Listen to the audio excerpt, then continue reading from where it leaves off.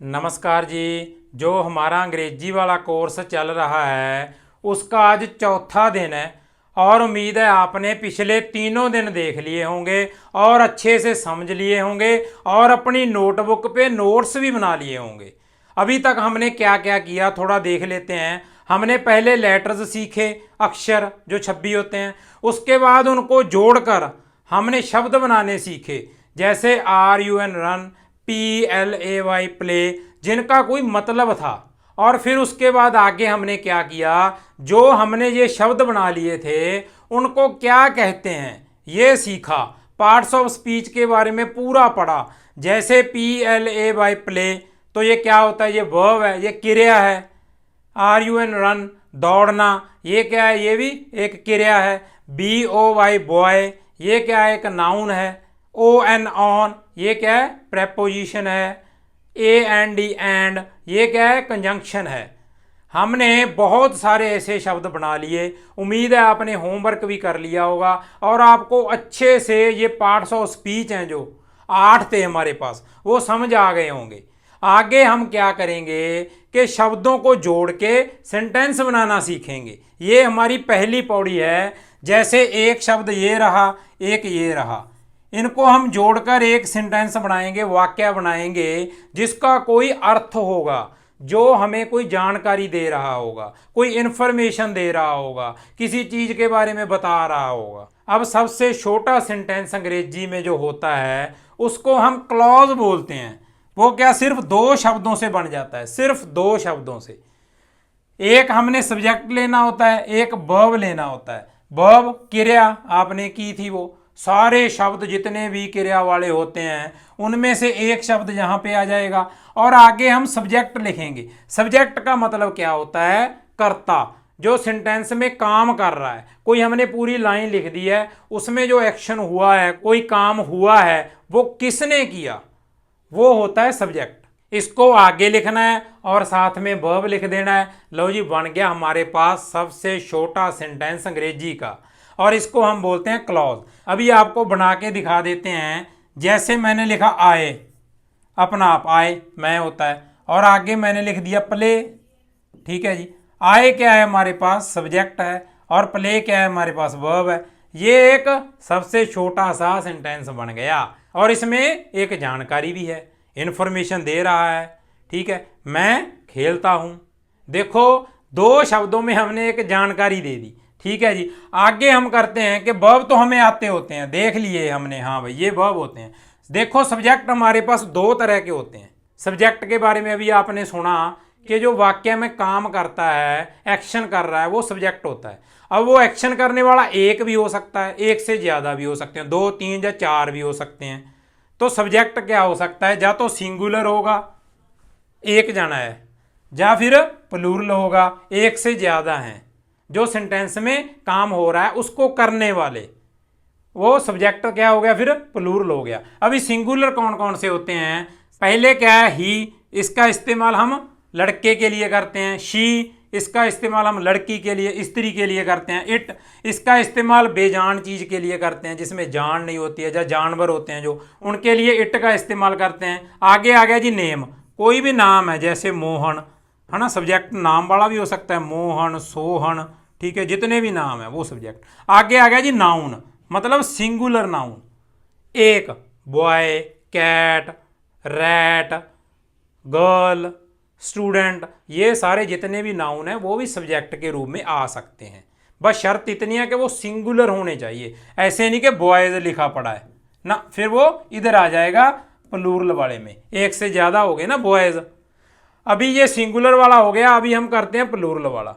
Plural में क्या आ जाता है, वी का इस्तेमाल तब होता है जब एक तो मैं हूं, एक मेरे साथ कोई और है, एक से ज़्यादा भी हो सकते हैं, मतलब हम 2 जने हैं या 2 से ज़्यादा हैं, तो वी का इस्तेमाल करते हैं। यू सामने वाले के लिए, तू, तुम, आप, जो सामने हमारे पास, चाहे वो एक है चाहे एक से ज़्यादा हैं, सभी के लिए यू का इस्तेमाल होगा। आगे आ गया दे क्या होता है, जो थर्ड पर्सन है। मान लो उधर ग्राउंड में बहुत सारे बच्चे खेल रहे हैं, एक से ज़्यादा होने चाहिए, उनके लिए हम दे का इस्तेमाल करते हैं। आगे आ गया जी पी नाउन, प्लूरल नाउन, मतलब जो हमने बात की थी बॉयज़, ठीक है जी, कैट्स या स्टूडेंट्स, कोई भी नाउन हो जो एक से ज़्यादा हो, ठीक है, वो सारे प्लूरल सब्जेक्ट में आ गए। अभी सबसे इंपॉर्टेंट है जो जब अंग्रेजी आप सीखोगे पूरा ध्यान इस पे बना के रखना है, आए।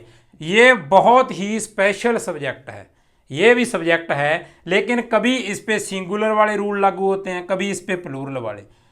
अगर देखा जाए तो ये तो सिंगुलर ही है 100%। अब आए मैं, तो मैं तो एक ही हूँ, मैं तो सिंगुलर हूँ, लेकिन बहुत जगह पर क्या होता है इस पे प्लूरल वाले रूल लागू हो जाते हैं।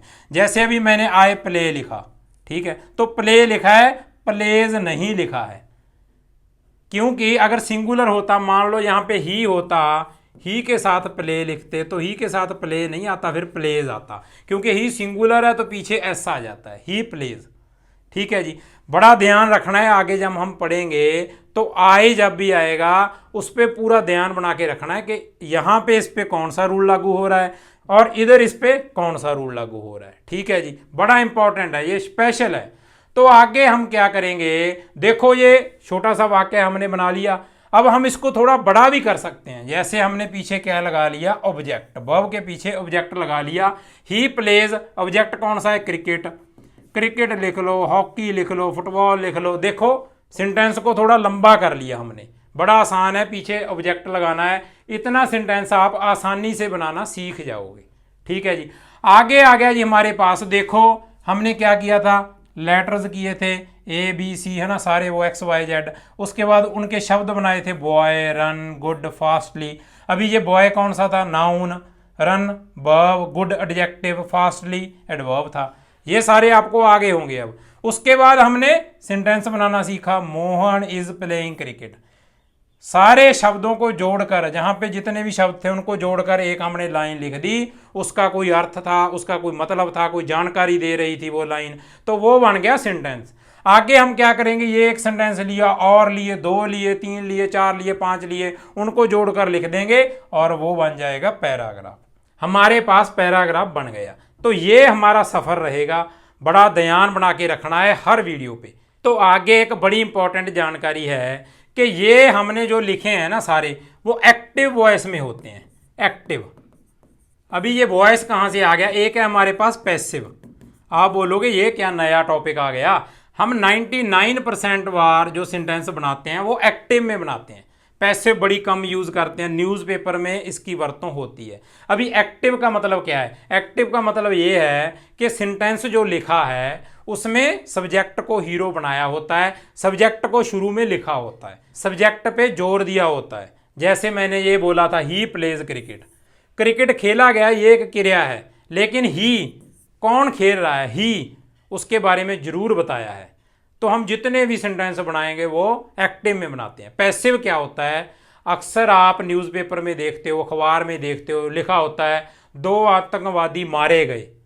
तो देखो ये तो जो एक्शन हुआ है वो लिख दिया, सिर्फ एक सेंटेंस लिखा है उसमें सिर्फ जो एक्शन हुआ है वो बताया गया है, लेकिन ये किसने मारे, उस बंदे का नाम क्या है, कौन है जिसने इनको मार दिया, उसके बारे में नहीं बताया। अगर हम नीचे खबर पूरी पढ़ेंगे तो हो सकता है वहां पे बताया हो, लेकिन ऊपर जो सेंटेंस लिखा है उसमें नहीं बताया।